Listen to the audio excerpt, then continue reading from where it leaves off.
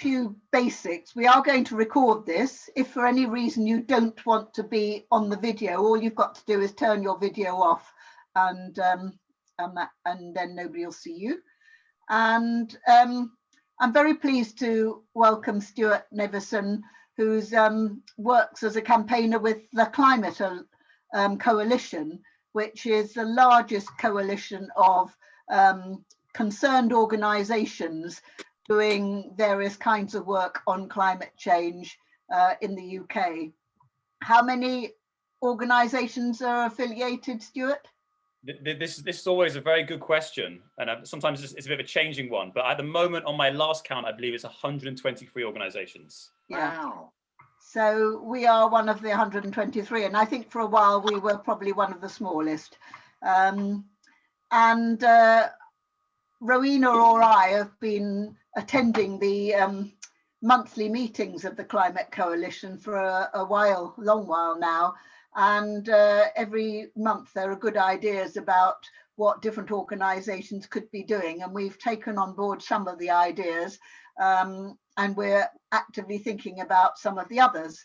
So what I'm hoping is that Stuart's going to fire us up, and everybody listening to do a little bit more in preparation for the important event of the climate conference, the UN Climate Conference in Glasgow in November.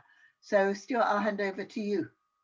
Well, thank you very, very much, Rachel. So if you just Jeremy, sorry. Sorry, Stuart. Just could everyone who's not speaking please go on to mute, just in case there's some unwanted noise coming from somewhere.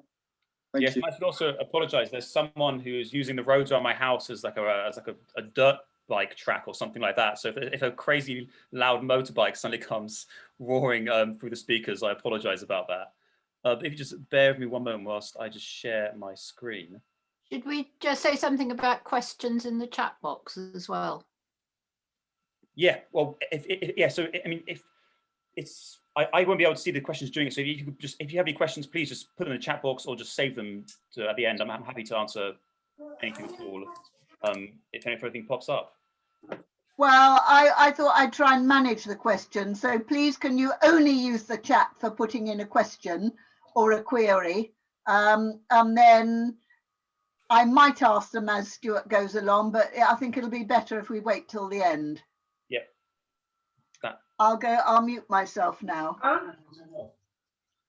That's fantastic. So yeah, a huge thanks to Rowena and Rachel for inviting me to come and speak to you. Of all the groups that make up the coalition, I'll get to that in a second. I do have a very big soft spot for Climate Friendly Bradford-on-Avon, which I think is based not just on how lovely Rowena and Rachel are, but also because of the absolutely wonderful newsletter that is put together each month, I believe it is.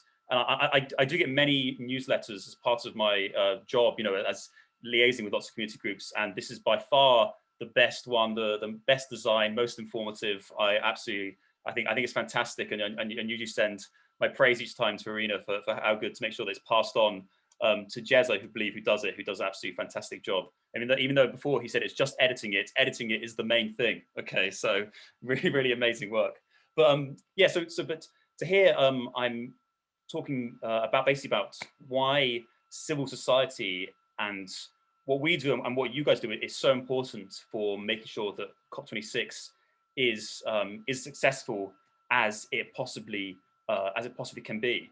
And so the first thing, before I get on to that, just a quick bit about the Climate Coalition and who we are and what we do. Rachel gave a great overview of what it was before, but we're about over 120 members from really big organizations like WWF, like Oxfam, like Fair Trade, many others, CAFOD, the National Trust, the Woodland Trust, lots of big groups, and then right down to some really, really fantastic local community groups who are doing amazing stuff in their areas, like you guys, like Climate Friendly Bradford-on-Avon. And the idea is to sort of try and bring all of these groups together. So bringing these really large, sort of big international NGOs right together with like all these awesome community local action that's happening all over the country, and trying to create moments and campaigns where we can all come together and sort of have a voice that's bigger than the collective sum of all our different parts. If we're all sort of speaking as individuals, as different groups, you know, it's much harder for that to kind of that narrative, that voice to cut through. But if we all sort of come together as a movement, then, you know, we can achieve much greater things when we work together. And that's kind of the basis of what the coalition does. And we've done, you know, one of the things we did like last year, for example, is hold like a virtual lobby of Parliament, where we get all our organisations to come together and ask their supporters to speak to their MP on one particular day. And, you know, it went fantastic. Well, we've got like 300 MPs lobbied over the space of a week. You know, the first ever that it's done of that kind. And, you know, it was really, really fantastic. And that's the kind of thing that we can sort of achieve when we sort of come together and work together and pool our collective resources. And as to kind of the kind of people we're trying to engage, we really want to focus on trying to bring in new people to the movement and trying to speak to those who haven't necessarily had climate change as a priority in their life before, maybe haven't seen it as a major issue or something that affects them. We want to try and really engage with those voices and bring them up and trying to make them as loud as possible and to get them into government. So on to COP26, and it's called COP26, but I prefer to call it Super COP because it really is the most important event that's happening for the climate that's probably maybe ever happened in the past. And just to give it some clarity, COP stands for Conference of Parties. It's a very UN speak word, but it's basically going to be a huge moment where I think it's 196 countries all over the world are going to come together and try and hash out how we can get on track to keeping temperatures below 1.5 degrees as laid out in the Paris Agreement agreed back in 2015. And these summits happen every single year. So this is the 26th iteration of it. The first one I think was in Berlin in 1995. So this is the 26th one that's happened since then. And, you know, because they happen every year, you might think that these, you know, aren't so pressing. You know, this is the 26th one. Why does this one matter so much? Well, the reason this one matters so much is for three big reasons. And one of them is, firstly, this is the first test of the Paris Agreement, which I'm sure many of you heard of back in 2015, where the world came together and collectively agreed to keep temperatures below 2 degrees and to do its best efforts to keep it below 1.5 degrees. And it was agreed that every 5 years, countries would put forward nationally determined contributions. Again, a very, very UN term. Basically, they would put forward a climate plan for how they're going to meet that objective. And this would happen every 5 years. And so this is the first time that's actually been tested. And obviously this would have happened last year in 2020, but COP was delayed because of COVID and for obvious reasons. So it's also super important because it marks, you know, a really crucial, the beginning of a crucial decade of action. I guess we're already a year into now.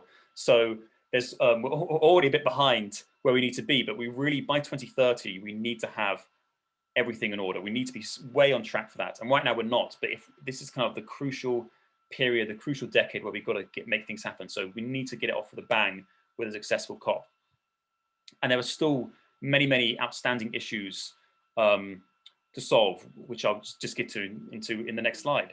So why this really, really is an important COP, why another reason why it's so important is because of the ghosts of COPs past, as I've called it. I don't know if that's quite grammatically correct, but that's what I'm calling it, where because of the kind of failure of COPs that have happened in the past, of these meetings where things haven't gone so well, every time, instead of agreeing that they just screwed it up and we didn't do this, they just roll the items onto the next agenda. So if things didn't work well in 2018, oh, we'll just sort it out in 2019. If things didn't work out in 2019, we'll roll it again into 2020. And so that's what's happened for a number of years now, to the point where we've got so many things to agree on. And all of them, hopefully, can be, you know, with a really ambitious target, can be agreed upon at COP26. And so obviously these include funding for loss and damage, so how to support those countries who are most at the forefront of climate change, the ones suffering suffering more from increased water levels, from increased rates of storms, of droughts, of those kind of natural disasters, of climate finance. Back in 2009, the nations of the world agreed at Copenhagen that they would put forward 100 billion together to support countries to move away from fossil fuels. And so far, nothing of the sort has happened whatsoever, really. It's, I think, about 10 billion or something like that has been committed tops. And so this is another really, really critical issue to get on top of. And also kind of how to bring in nature-based solutions into this summit. So the final reason why this really is an important summit is because the world has changed so much in the last year. In many ways for the worse, but also quite a lot actually for the better as well, at least in terms of our climate. The first obviously massive thing is change in presidents. You know, having a president who believes in climate change is a great first step. In fact, it's probably the most essential first step, because you can't really go anywhere if America's not playing ball. And if COP had happened in England, the UK last year, it would have been about 2 weeks after the American, no, it would have been actually during the middle of the American election. And so Donald Trump still would have been president. So the US really wouldn't be able to commit at all to doing much during the last COP. So the fact that it's actually been delayed a year actually might help to push things forward a lot. And Biden has already kind of come out with some very promising, if not quite ambitious as it needs to be, but still a huge, much improvement on what was happening before.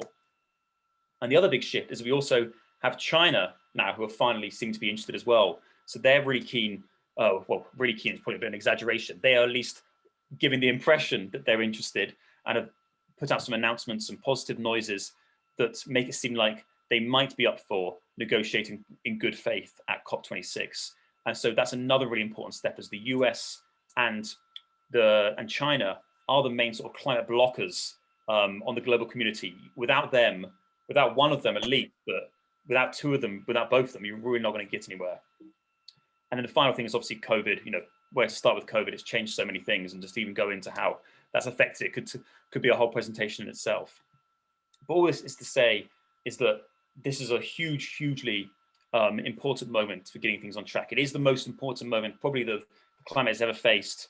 And this often gets said a lot, but this really is such a momentous occasion to try and get things on track and finally turn the needle to the place we need it to be.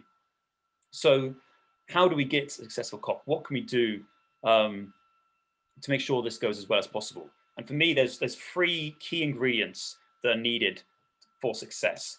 And the first is just what happens in the year before COP26 to advance climate ambition. So this is the negotiations, the alliances, the climate plans that countries put forward. You know, there's so many things to negotiate before we even get to Glasgow, where the summit is taking place. There's so many things that happen in the months before that need to go well for that summit to be a success, because, you know, the Glasgow summit will last about 11 days, which, you know, is a long time, but it's definitely not enough to solve out the multitude of problems we have as a planet for tackling climate change. The next thing is just obviously how successful the negotiations are at COP26.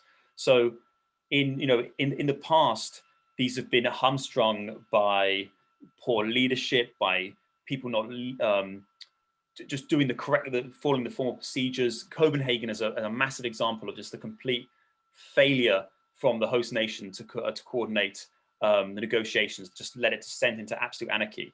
And so it really is crucial that, you know, they are hosted competently and bringing in as many people as possible to make sure that that we actually can get an agreement that everyone can agree at the end, rather than just hashing everything out in the last 15 minutes of the summit. But the third ingredient, and for me, which is the most important ingredient, is what we do over the next 169 days. I checked that today, and I double checked it again, because I couldn't quite believe how soon that is. It really doesn't feel like that long at all when you put in that. That's about 5 months that we've got, and it is sneaking up very quickly. And so still got a lot of time, but it is going quickly, and things need to happen in that time. So these are some examples of kind of what civil society plays, what we all play in kind of making COP a success. And really, for me, it is the most important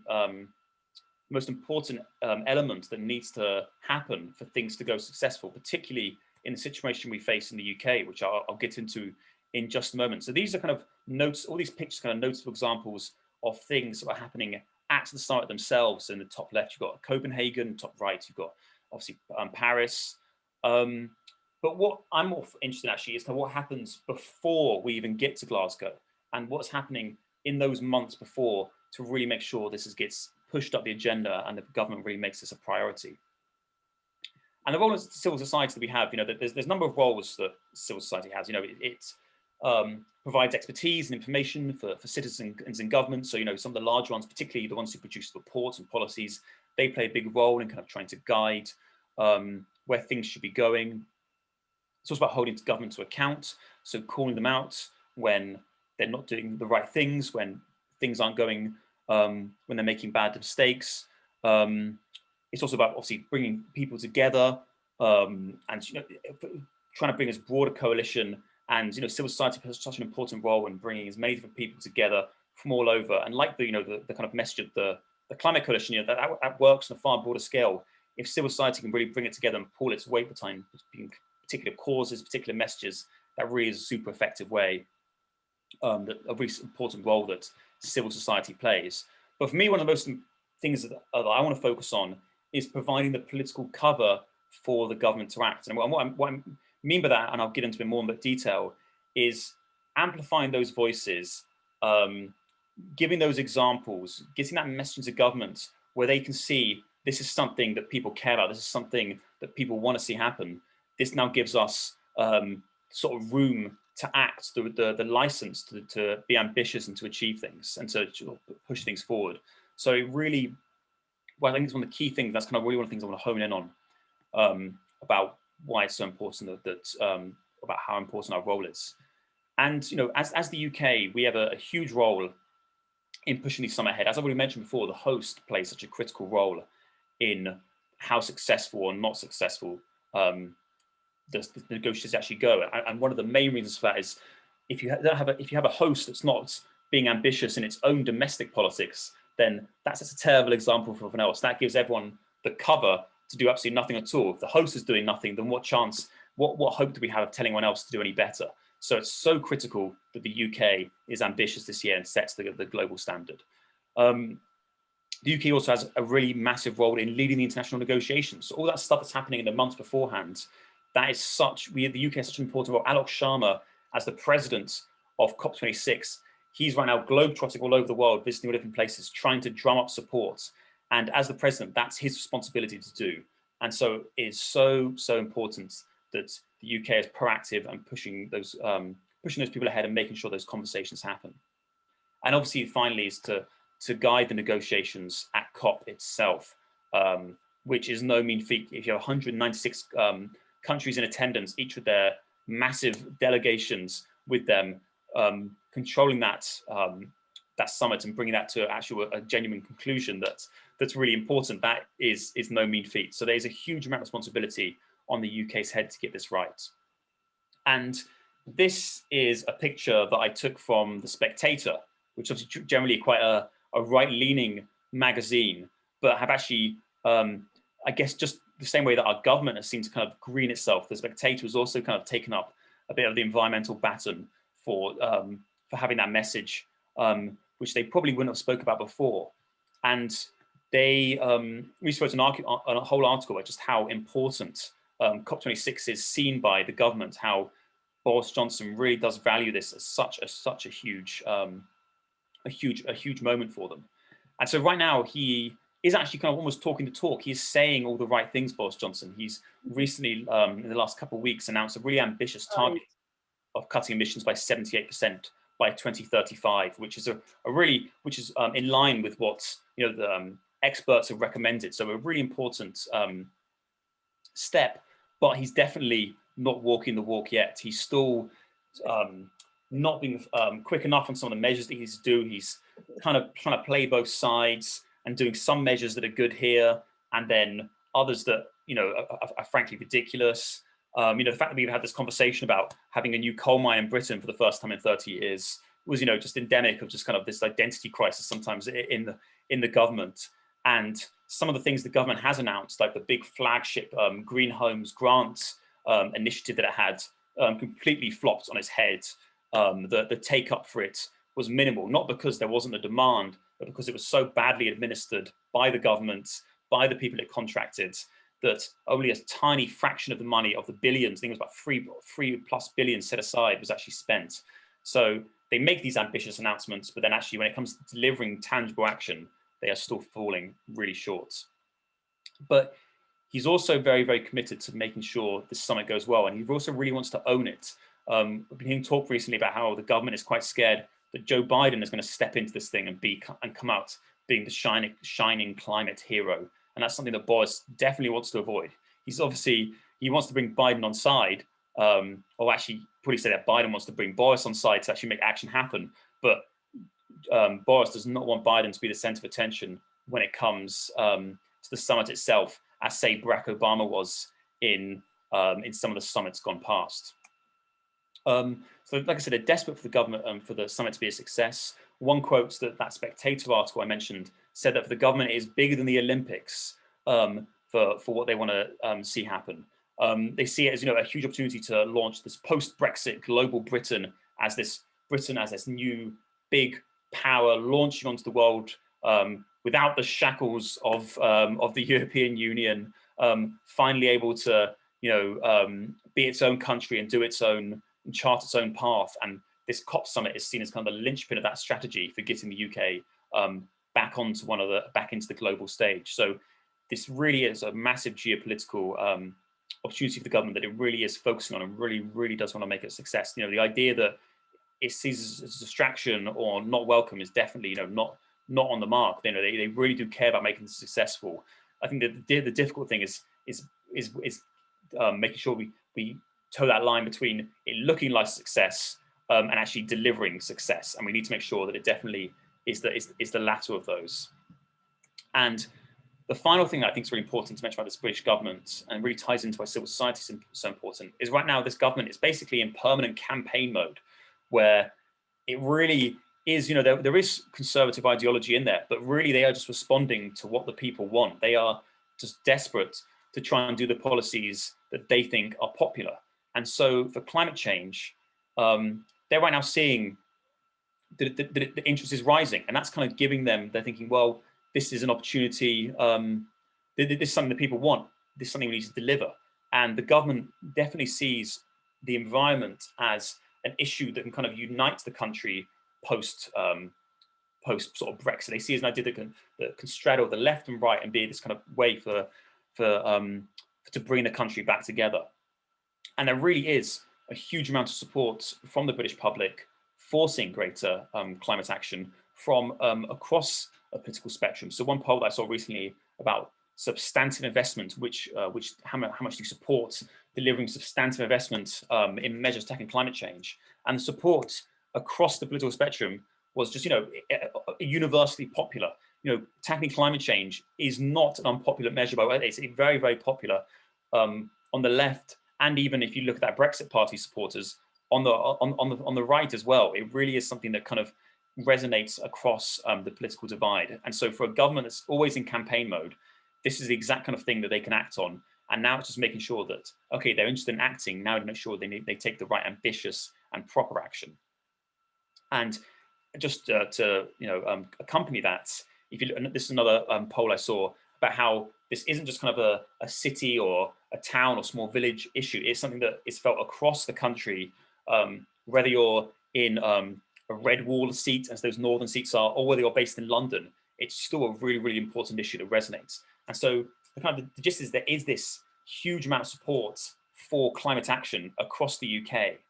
Like that is undeniable. That is a fact. The big thing then is, how do we get that message into government? How do we get them to hear that? Because they are hearing it a little bit. Absolutely, it's in the media. They're hearing it from supporters, but we need to push that up. We need to drive that to be so much higher and hear so much more. And that is kind of the key for making this summit a success, and why civil society is playing has such a crucial role to play. Is that it's our role to bring those voices to government. It's our role to get those to show the government that there is such appetite, not just for climate action, but genuine climate ambition, that it's something that people really care about, and they're not just interested in just small measures and getting, just tackling plastic bottles or planting trees, which are obviously very important, but much, much bigger, huge measures that go across the economy, and with COP obviously go across the world.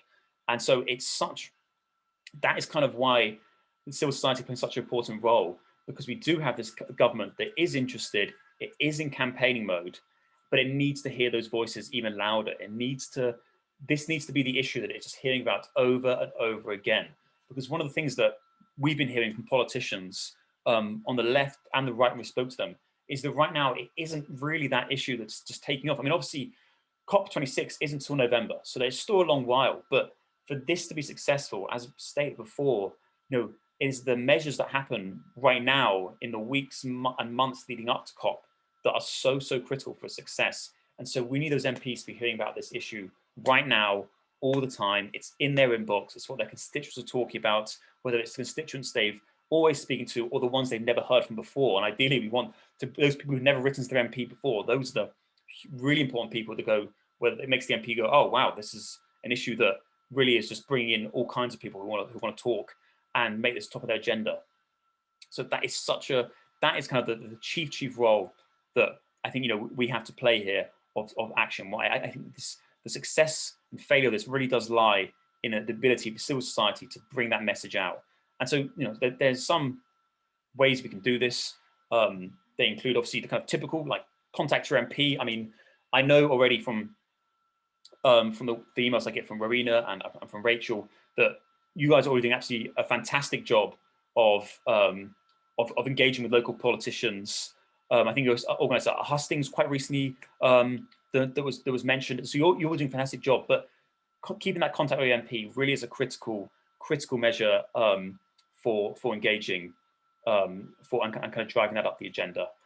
And so I really that can't be emphasized enough. And another kind of issues is kind of getting featured in the local press, getting stories out. If you're doing amazing things in your local area, whether it's creating some community energy or planting some trees or any kind of sort of local climate action, if you're doing it already, just go mention to the paper, get that message out there, get it so that we're constantly hearing about climate messages over and over again, about how it's important, where it's popping up all over the place. And I'm sure many of you are doing this well. Another thing is bringing in your friends and family, maybe who live in different parts of the country, who aren't local, and trying to see if you can activate them and get them to, just getting, a few of your family just to write a letter to their MP in their own words about why they want to see action.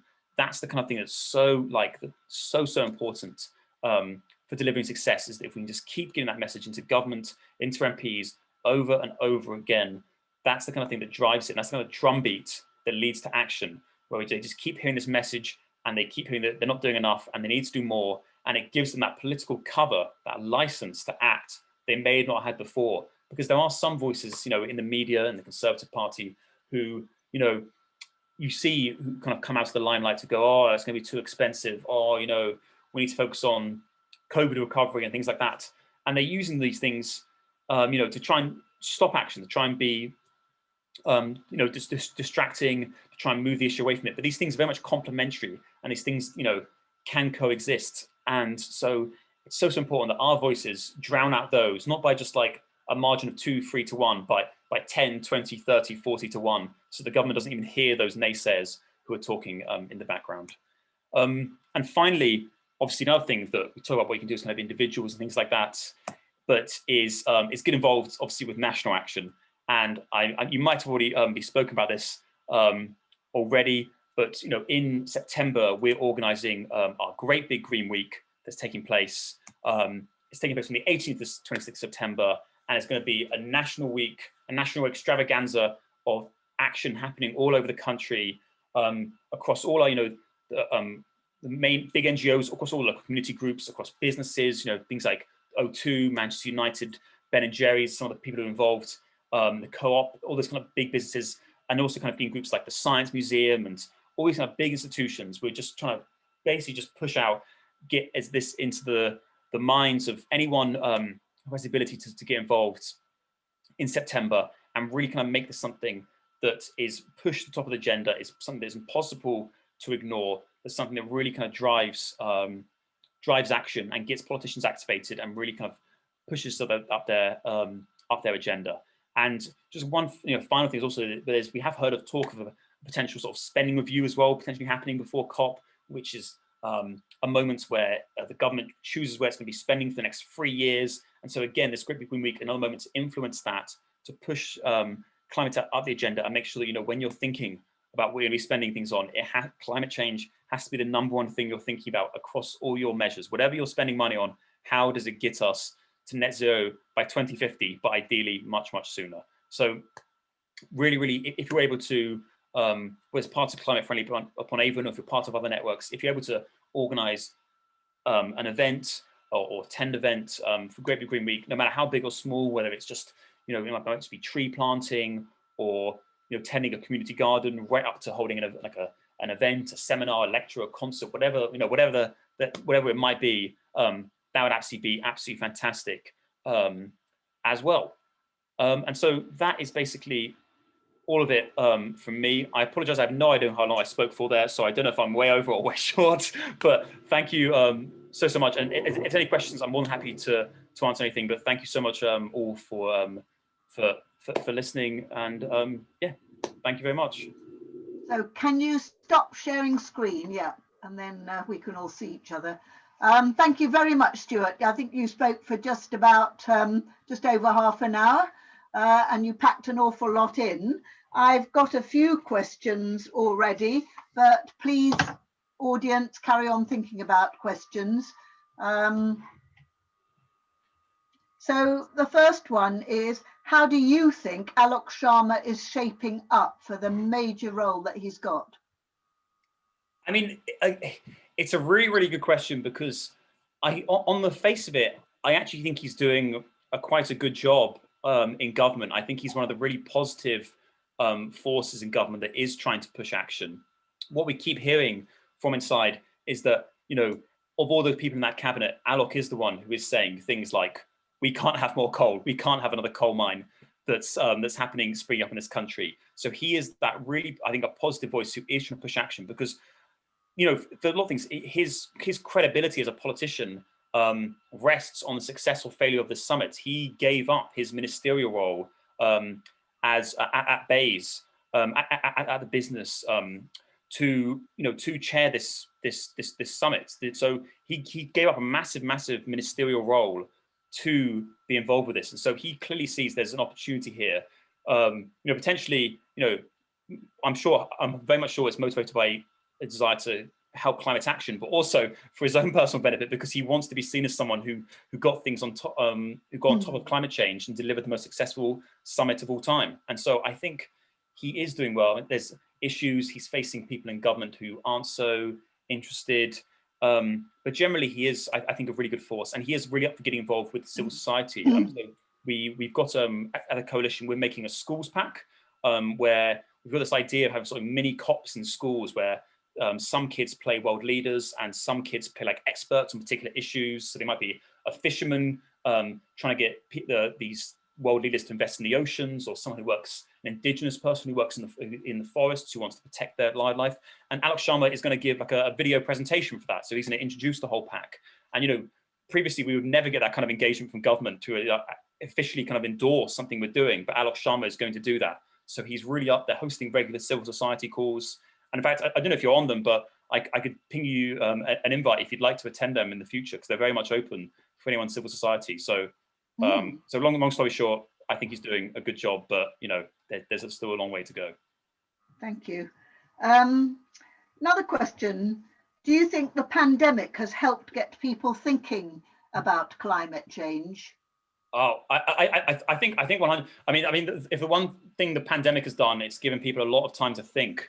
And I think climate change just happens, you know, to be one of those issues that sprung up there. I think, you know, one of the things that really struck me, I think, and for a lot of people, was things like air pollution and how we sort of view our cities and how we get around. I personally suffer from asthma. I remember about a month or so into the pandemic going, just, oh my God, I don't need an inhaler anymore. Like I like just not even remembering to take it. And this never happened to me before in my life. And it was because of things like that. And it gives us, and I think for a lot of people, that kind of experience, maybe not necessarily having asthma, but just having that cleaner air, that quieter streets, that opportunity to it's way easier to get around.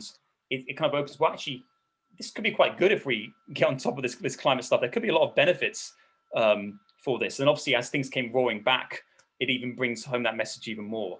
So I think it has, and I think it has shown that we can achieve big changes in the face of a proper crisis. So yeah, I think it has brought it forward quite a lot to the forefront of people's minds, and I think it has improved the chance of things going well at COP and people being up for those bigger societal change of things that happens with the public's sort of approval. Well, I think there will be an opportunity to do some of those, maybe on a smaller scale, but with. So another question. What do you think about non-violent civil disobedience as being helpful in raising the profile of climate change? Oh, this is a really good question. It's because I think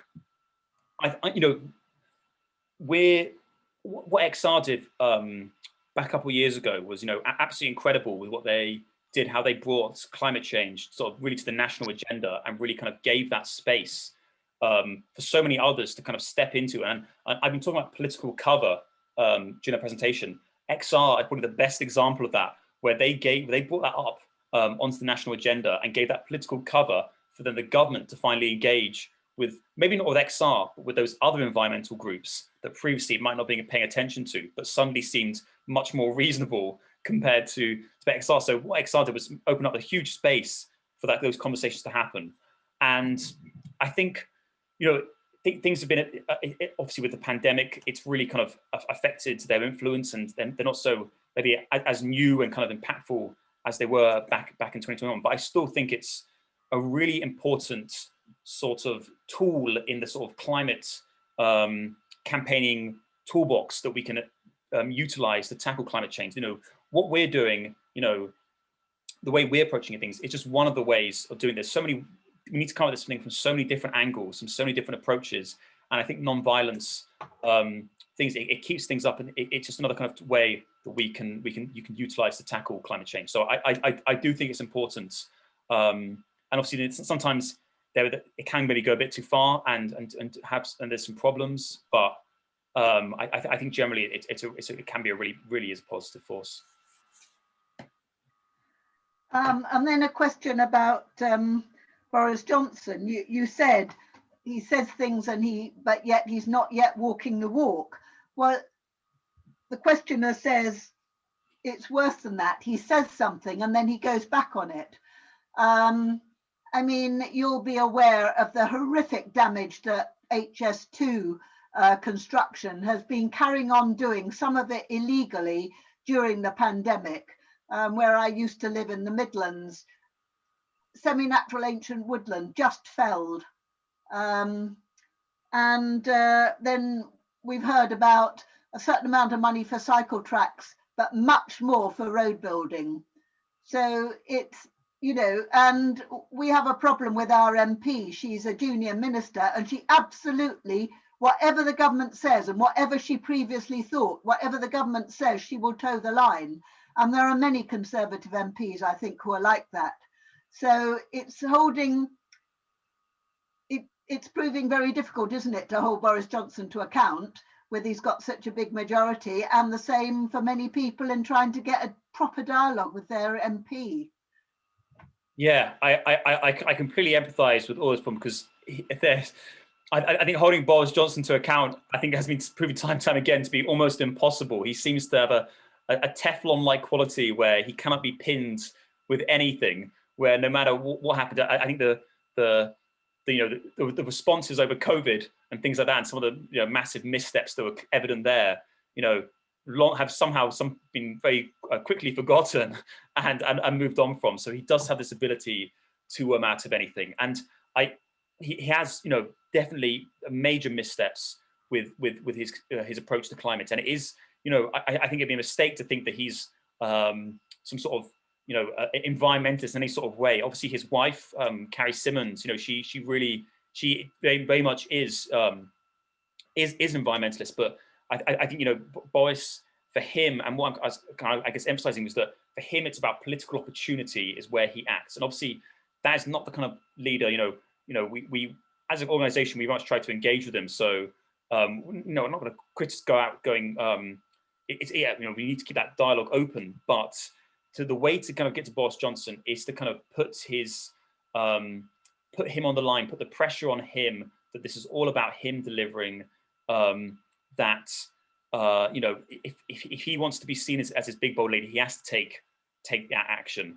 And I think if we can just prove to him that it's popular enough and that he'll win in votes and that people will like it and that there won't be a huge backlash, that's the kind of way to sort of get to him. But I'm not going to pretend that he's the partner that I would pick in a million years to be working with on climate negotiations. Now we've got a couple of quite challenging questions about the COP outcome. Can you say in simple terms what agreement on ramping down emissions we should be seeking, and if that is on track? In brackets, carbon trading is clearly failing, and looking at, for example, the Montreal Agreement on ozone, what was relatively successful. Yeah, I mean, so I mean, yeah, with the Montreal Protocol, it always just kind of amazes me. I think that happened back in 1986, and has been so successful at at tackling the ozone problem. And here we are, 40 years later, and we're still trying to hash out some sort of agreement on climate change. It's unbelievable that it's taken this long to get to this stage. And in terms of what kind of needs to happen in kind of ramping down emissions, I mean, the key theme that I think has to come out of this COP, and Alok Sharma did actually emphasize this in a speech he gave last week on Thursday, is the importance of keeping 1.5 alive. Basically, that's the kind of, how do we see something? Do we see a pathway that comes out of COP where that path is still alive? And right now we are already so teetering to blazing past that. And I mean, some people already have said we have. But there is, with that proper ambition, that can still be, in a dream world, that would be the outcome of having something that really does keep that pathway alive. So that's kind of the thing to kind of look at. And so far, what the climate plans that have been submitted by countries, they haven't been near good enough to keeping that. Like it can't be denied. But there is still time, and there is still, with like I said, with Joe Biden, with China coming on board, I think there is still time for that message, for that stuff, that sort of agreement to come out of that COP. But it's going to be very difficult, and that's why the UK, so much rests on the UK government to get things right. And then we've got a question. Is it unrealistic to expect all countries to agree to the same targets at COP? Would it work better for high emitters to have one agreement, mid-level emitters to have another, and low emitters a third? And is that likely to happen? So yeah, you're touching on there on kind of what has been the core question of international climate negotiations since Kyoto in 1997, because at Kyoto in 1997, the agreement was the richer countries I think the term was differentiated responsibility. So the rich countries would have to cut more, whilst the developing countries would have to cut much less. But most of them took that as not at all. And the process ended up, basically just becoming a bit farcical. The US was like, why is it all? I mean, there's good reason why it should be all on them, but they were all arguing that this isn't fair. Why does the US have to cut this? Particularly when China, which got marked as a developing country in that, had to do nothing. So having these differential responsibilities as in the text itself became an absolute just nightmare. People saying, "Oh, you should be a developed country. You should be this." Just like trying to just get countries to agree if they were developing or not developing became just impossible to get past in the first instance. So, but obviously with what's happening at with COP26, it's not about everyone having to agree to the exact same cut. So what the US has to cut will not have to be what Namibia has to cut. What Namibia has to do is to show a climate plan that is consistent with it getting to 2050 net zero. Keep it below 2 degrees. Well, obviously those cuts will be much less than the countries that have been using fossil fuels for years and have way bigger emissions. So they won't be having to do as much. So as long as if everyone's working towards the goal of 2.5 degrees in their own country, then that's that does prevent different responsibilities. So I think the approach we have right now is the fairest way, but obviously one of the things is that with the Kyoto Agreement, what they had is a way of enforcing it, that you'd be punished if you didn't reach that. We don't have that now. The only punishment is international condemnation, which isn't really worth much. So it really is in good faith. So yeah, I think the current process is the right way, rather than trying to pick who's a higher and lower emitter. But there's still so many problems with it that make it so difficult to see where things are going. Yeah, if I can just sort of add to that from my experience of attending COPs. I mean, this thing about the UN grouping of countries, the least developed and developing and so on, is now 20 or 30 years old, and things have changed so much. But countries are unwilling, for obvious reasons, to move out of a bracket of being a developing country to being a high-income country. And it would clearly make sense to do it more based on per capita income or something like that. But that would need agreement, at UN level prior to a COP, because it would affect all sorts of other things. And of course, everything has to be sort of by consensus, and you've got particularly Saudi Arabia and Russia just play, well, I don't know what you'd call it. They just want to scupper everything. What did you say? Sorry. Saboteurs, I think. Saboteurs, yeah. And, and they are both, the personalities that head those countries are not, they have no shame. So international, disapproval counts for nothing with them. So, it does make agreement on anything extremely difficult. So, yeah, it can make me quite skeptical. And all sorts of sanctions were talked about, like trade sanctions. If you didn't meet your, what you said you'd do, then trade sanctions could be applied. But you've probably got something like the WTO that wouldn't hold that up, although the WTO leadership has now changed with an African woman at the head. There might be a different approach. Yeah, and of course, everybody goes on about China, but actually the reason China's emissions are so high is because China's producing the world's washing machines, refrigerators, irons, clothing, everything else. So we can cut our emissions because we don't make anything anymore. That's a a big issue. Yeah, I saw a statistic. I think it was one study had China's 45% of China's emissions being products that from producing products for exports. And so when we blame China, we really just need to kind of look a bit closer to home about where our products are sourced from, how they're being created. Because you can blame all on China, but really it's some of the habits, the things, the products that we're buying that is responsible for why it's so high. So yeah, it's a really great point.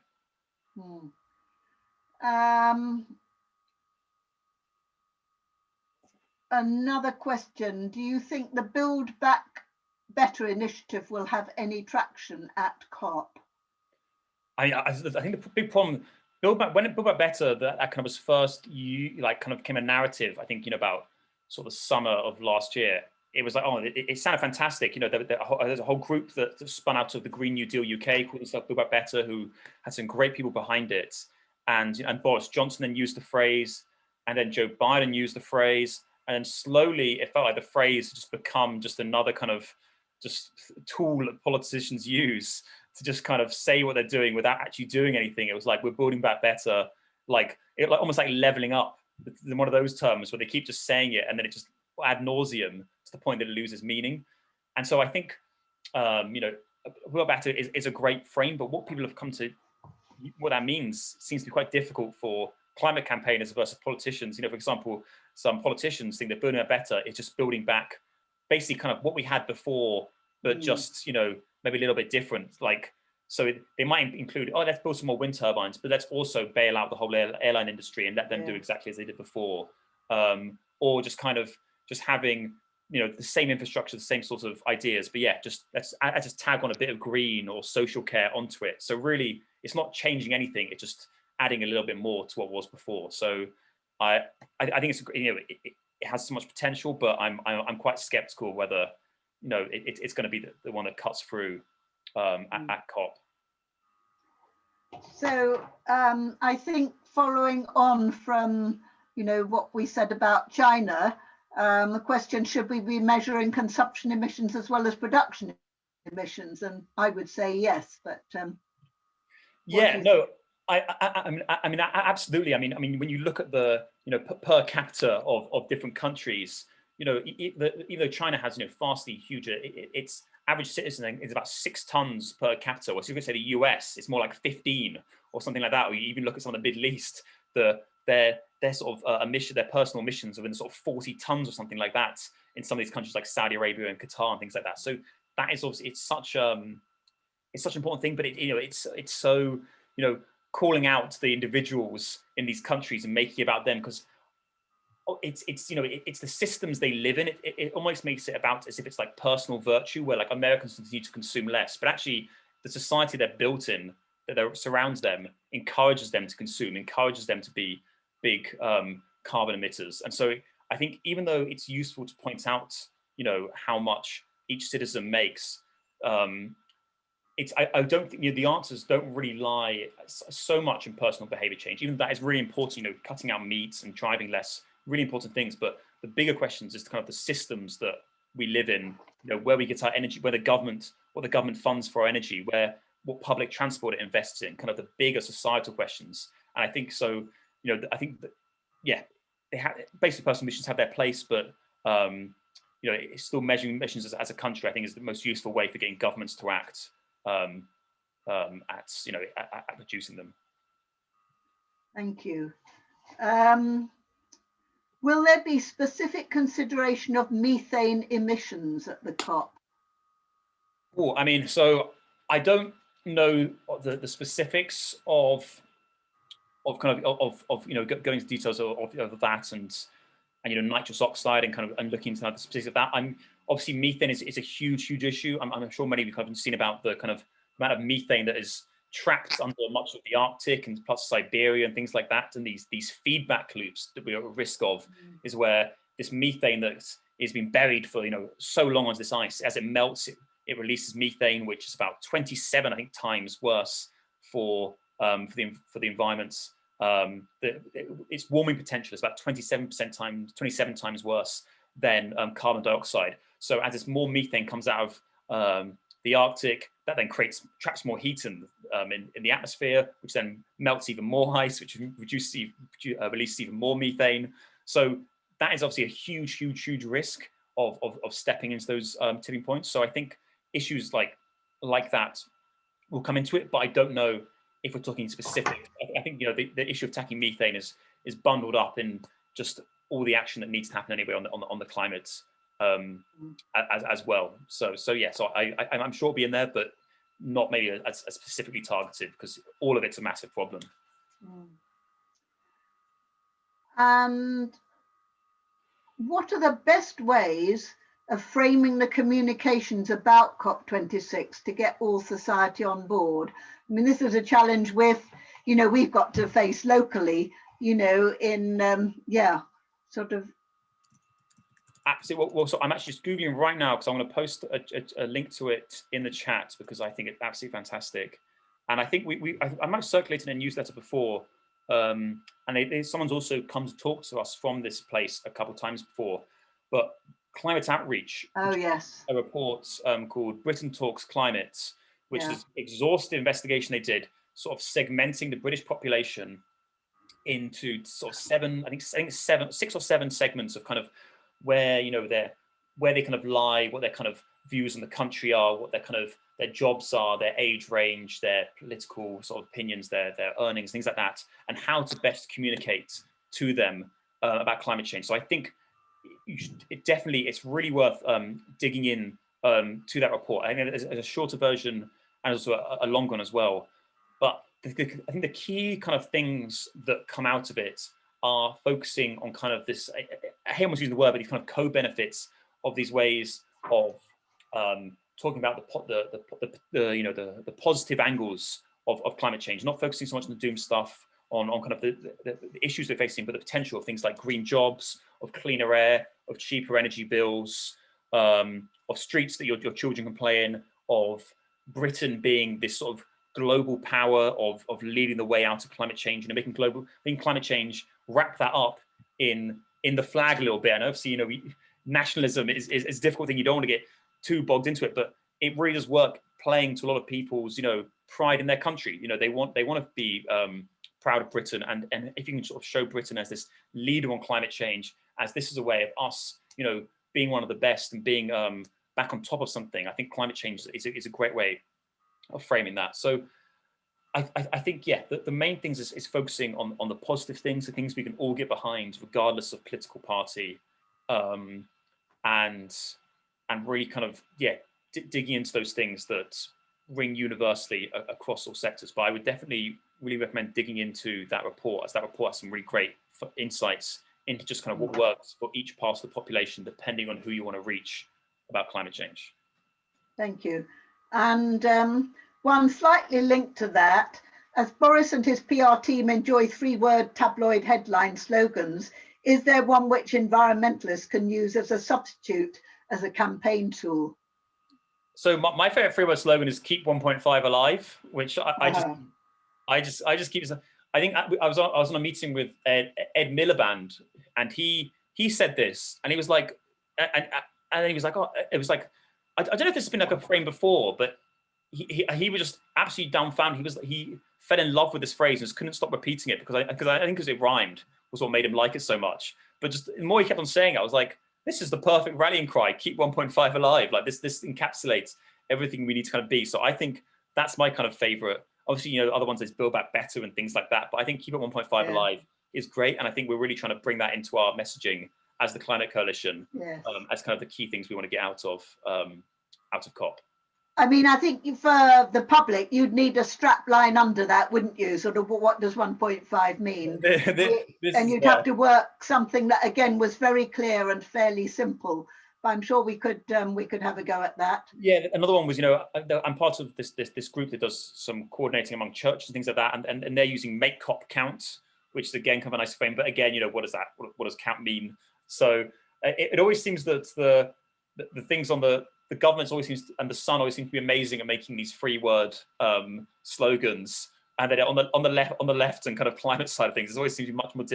We don't seem to be so good at making those slogans that resonate across the country. So maybe we need to hire some of their copywriters.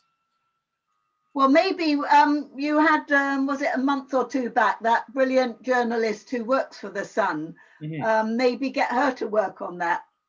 Yeah, well, no, we've been keeping in touch with Natasha, trying to get her more involved.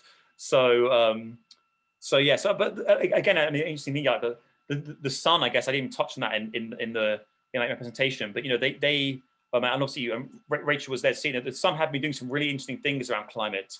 I'm not saying they're at the forefront of the climate movement, but to see the Sun being sort of saying anything green related is quite a big step forward for them compared to some of the articles they previously hosted, which is basically just outright denialism often, and just attacking anything that's climate friendly. So even to see groups like the Sun moving towards climate ambition is, a really, really positive sign. And yes, another interesting question from Julian. He's piling them in. Is there a good way of framing the celebration of falling birth rates in US and China, as it could be a very useful way to flip people's thinking from growing economy is good to one planet living? So the question on population is always a difficult one, because in the past it's had some quite, I think, negative connotations with what it's been associated with in terms of, lots of people, thus it's kind of bad, as in there used to be kind of these worries about, exploding populations in, places like Africa and stuff. That's kind of the big problem when, as Julian points out, it's the if we had a big fall in the population of the USA, that's where you really get the change happening. That's where we need to see these populations falling. And even in China, you know, again, they're, you know, a massive country, but again, their per person emissions aren't really that high. They're not a huge. So I mean, you know, obviously we want to have, you know, that this planet has a limit of how many people it can support, but I think, you know, focusing so much on the population, you know, we could support a lot more people if we lived much more sustainably, if we got our energy from cleaner places, if we invested lots in public transports, if everyone ate less meat, we could have loads more people. Like, so we need to, I think, focus on those system changes that that I think need to kind of happen. And then, you know, the questions of kind of population maybe sort of come later on. Thank you.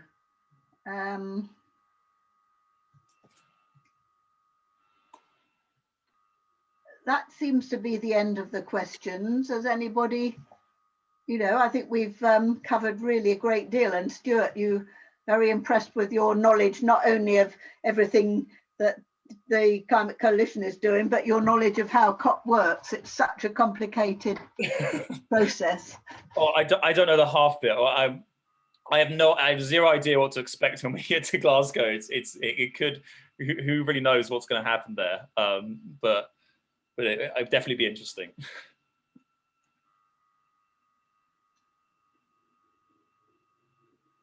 Another question, do you think population aging, an increase in health issues, can be used to bring system change thinking to greater prominence? So health issues is definitely a really important point for tackling climate change, because there are so many health benefits of tackling climate change, not just in the obvious ones like air pollution and things like that, but obviously just in kind of, we just this year released a health report devoted entirely to it, but also, you know, tackling not just kind of air pollution, but also kind of the mental health of, you know, impacts of climate change and things like that. You know, so when your house gets flooded, how does that, you know, what impact does that have on you? When you live in an overheated house, how does that affect the health? And, you know, older people are generally much more vulnerable to these impacts of this kind of extreme heat and things like that. So I mean, I think for me, again, you know, it depends on how you're looking, because it mentions population aging, but, you know, in many parts of the world, the population is, you know, the youth, you know, huge amounts of, you know, if you look at parts of Africa, it's the youth that are you know, are really dominating those in countries like Nigeria. You know, there's so many young people over there. So there may be a bit of population, some aging in some parts of the country, but it's definitely not a universal trend all over the place. So I don't know if it would work using that as too much as a framing for tackling things. But I have just seen a question about putting the link to the report, which I'll do now. And then another question, are there plans from the Climate Coalition for another mass lobby? It was great to have so many groups come together, especially the bigger organisations like the National Trust. So this is I absolutely loved the lobby so much last time. It was one of my honestly one of my favourite things that probably not one of my favourite thing we've done as a coalition. I had such a good time, and I think it did really work so well, because, like I say, just having so many different people from so many different organisations, it felt like we were just making connections like all over the country, just all these different people getting to know each other who'd never previously spoken before. And, you know, afterwards we've seen, you know, groups pop up out of that, you know, form out of those meetings, like groups that never before had known each other, and then after having one meeting with MP, they're like, we should stay in touch. Like, we should have, we should start doing more of these. And we've seen meetings happen, more meetings happen that, you know, where MPs have been checking every 3 months in with those people and having catch-ups and things like that. So it really has been a wonderful, it was a wonderful experience. And so we've been looking at kind of how that we kind of integrate that in this year. And the kind of what we kind of came to was that the Great Big Green Week would kind of be that. We want obviously the Great Big Green Week to be all about getting people to talk to the, you know, to do local action, but to bring that action to the MPs. And so it felt having a separate lobby and then a Great Big Green Week where we want that kind of action to happen as well, we might be sort of, you know, doubling up on the same thing. So we're kind of sort of having a sort of lobby as part of the Great Big Green Week, where we're really encouraging everyone to talk to their MP, but not quite in this sort of standalone event that it was last year. But I'm certain that, we're saying much more about that as the year goes on, but we will definitely be revisiting this lobbies in the future, and maybe in a physical one again. But to be honest, I love the virtual one so much that I think I'd probably prefer that. So we'll definitely be looking at doing a standalone one probably next year for sure. And yeah, question about COP. If travel restrictions are still in place in November, how can we ensure that voices of people from other countries are heard? I mean, I think this is a real issue for particularly the least developed countries who struggle to field a team anyway. And yeah, what do you, I mean, obviously the government, well, the UN Climate Change Secretariat will be working flat out on how to resolve these kind of problems. Yeah, so I mean, so first of all, I would just say that, I'm obviously there are, always things that can pop up. There's still a long time to go to COP, and COVID has, proved anything but predictable. But I'd be very confident of COP happening in person with all countries participating in November. Alex Sharma made a speech on Thursday confirming that, they would definitely be one going ahead. Obviously, definitely can always change. Boris Johnson obviously swore no more lockdowns, and we had 3. So things can always change, but the government is very, very, very much committed to doing something in person. So I'd be very confident of that happening. And they're exploring lots of measures of, vaccinating delegates and things like that. And I think, if hypothetical, if it weren't to happen in person, it does immediately make it very much difficult to get those voices across. And I think, there are things we could do. Obviously, things will happen over Zoom, so people can still talk, but it would be difficult to really get those voices across. So I don't really know how you'd be able to effectively communicate that without doing it in person. And so I think the government recognizes that, and it's why it wants to have that to really at all costs really to have something in person. So whether it's reducing the size of delegations or something like that, I think as soon as it goes digital, it's going to be inevitable that some of those voices are going to get I'm going to get the platform they deserve. So I think basically my thing would just be at all costs we need to make sure this thing happens in person. Would be kind of the gist of it. I'm just checking whether we've got another one. Oh, just to say that we have this Wiltshire Climate Alliance in Wiltshire with well over 20 groups affiliated, and obviously we're affiliated. And the Climate Alliance is hoping to bring together the various events across Wiltshire in September. So they're starting to plan that quite soon. Wonderful. Well, what I actually didn't say, and let me just put it, if anyone wants to email me and discuss anything, I'm just putting my email in the chat. Feel free to shoot me an email if you're thinking of planning anything or need some guidance, or just want to know how you can get involved with anything at all. Please feel free to shoot me an email. I'm happy to talk at any time. Great. Has anybody got any last questions? Otherwise, well, I certainly, if I don't see anything in the next 10-15 seconds, we'll say I'll do a vote of thanks.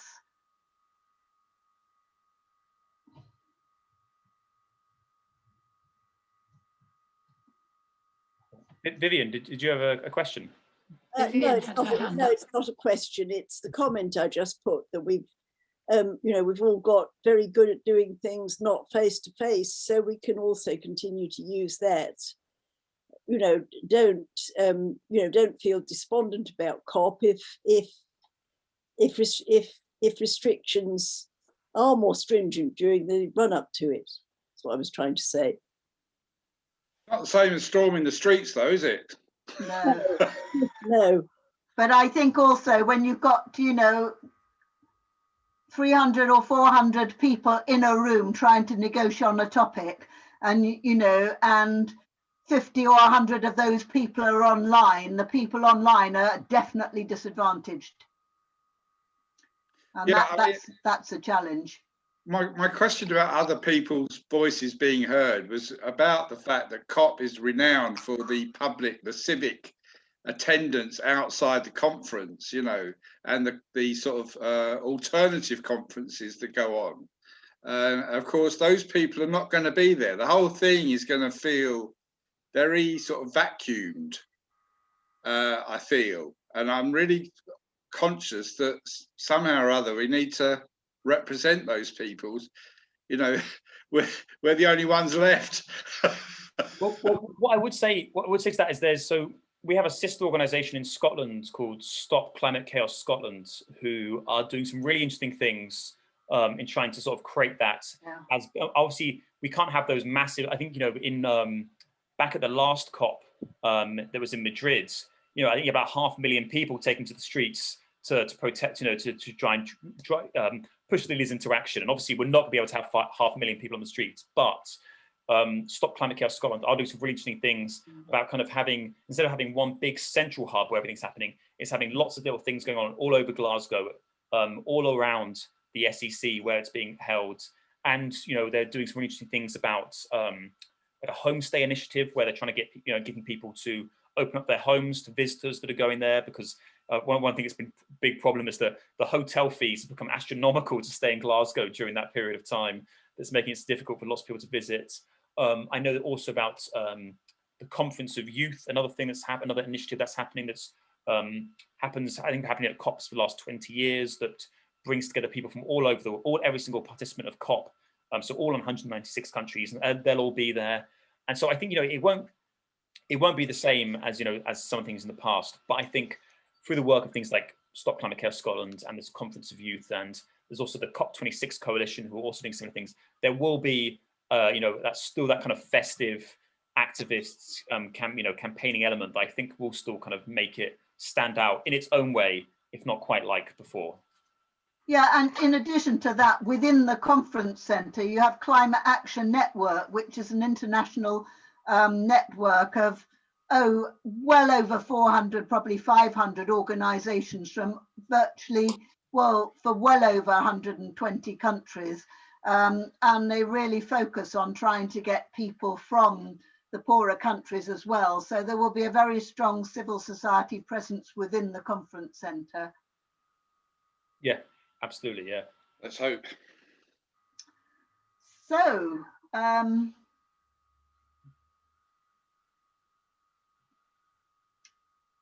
we've got an invitation from Julian from WCA that those of us who want to stay on after we've said goodbye and thank you to Stuart, we can have a chat about getting COP26 events planned and so on. So thank you very much, Julian. But I'd really like to thank Stuart. It's been so, we've all got much better informed, and speaking for myself, enthused about what we're going to do. And a group of us from Climate Friendly have got a meeting on Friday evening to take forward some of the things we've got planned, but we haven't really thought through. So I'm sure today will have helped focus our minds on that. There's a number of us here tonight who will be at that meeting. So thank you very much, Stuart, and for all the work that the Climate Coalition does. Thank you so much for having me. It's been a real pleasure. It's been thank you so much. It's been wonderful. Thank you so much. And thanks so much for your wonderful questions as well. They're really interesting, really thought-provoking, really fantastic. So yeah, thank you very much. Thanks. Bye everyone. I think I'll see you at the next Climate Coalition meeting. Absolutely, yeah. It's next week. Yes, next week. Yeah, I'm going to be the one this time. Fantastic. Well, yeah. It just also, okay. If you want to invite more people, feel free to if you'd like more people to attend. But we will also be recording them as well, so you'll be able to, if interest, disperse that to other people as well. Okay, thanks. Yeah. Well, if anybody wants to, let me know and I can give you the link. Okay. Right. Well, I have to stay on because it's my my iPad. You're all. Oh, it's your thing. Well, you can always leave it on and go away if you don't want to be here. Yeah, thanks, Stuart. Thanks very much, all. Cool. See you later. Okay. Bye-bye. Bye-bye. Bye. Right, Julian. So do you want to have the floor for a bit?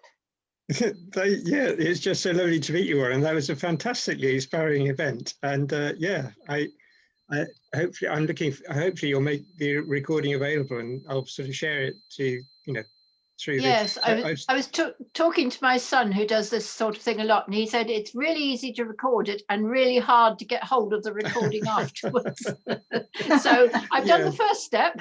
Let's see if I can do the next one. It takes a huge amount of memory for a start to save it, doesn't it? I think. Yes, I goodness knows. Anyway, let's fingers crossed I can do something with this now. Yeah, well, if you have any problem, do let us know, because we've done it a few times before, and it's really useful. Yeah. Okay. Well, it's still saying recording. I'll switch that off now. Yeah. Yeah.